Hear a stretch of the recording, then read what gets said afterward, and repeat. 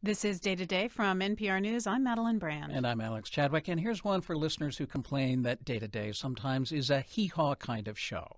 You know, Los Angeles is a city of cars. We get in one to drive 2 blocks to get a gallon of milk.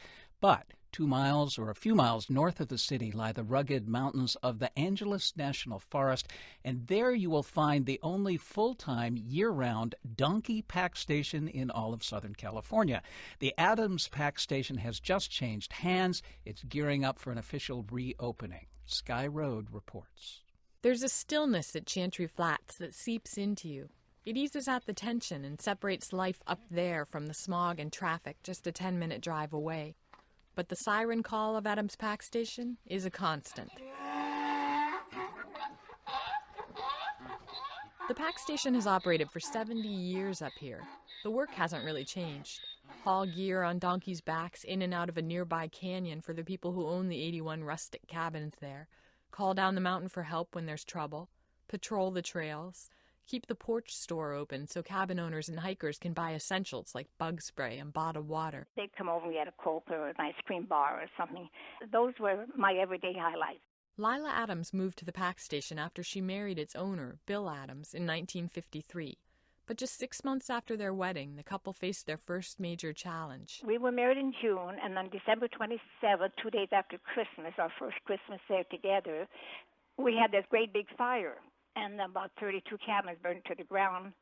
And in January, we had the rain, took away the trails and the road. The road washed away completely at a certain spot. It's a lesson learned over and over again by subsequent owners of the pack station. This area is at the mercy of nature.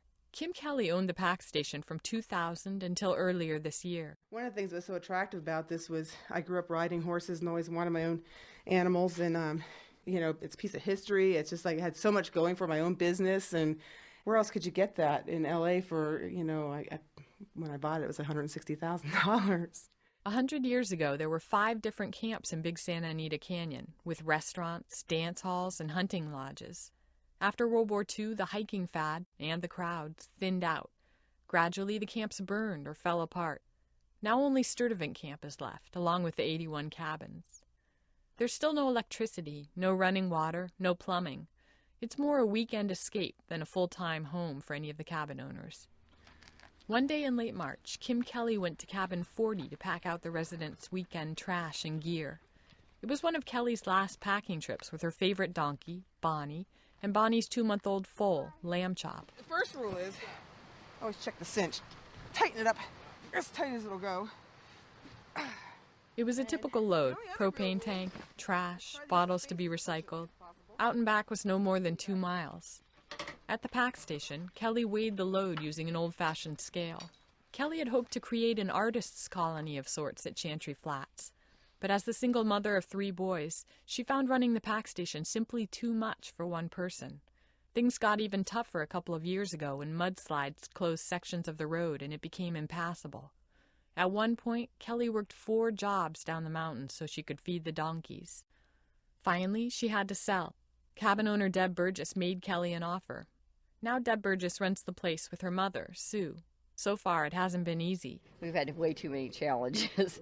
Probably the biggest is, we started out with Greg having going over the side. Just after the sale was finalized, their ranch hand lost control of his truck on the road to Chantry Flats and fell 150 feet.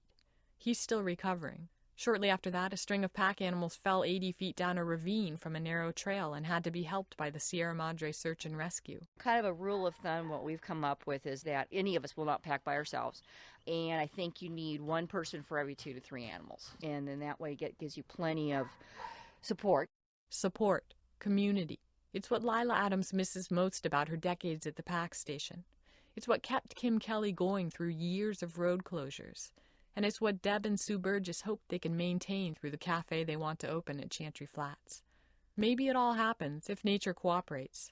For now, the Burgesses are focusing on last-minute preparations for the pack station's official rededication tomorrow. For NPR News, I'm Sky Road.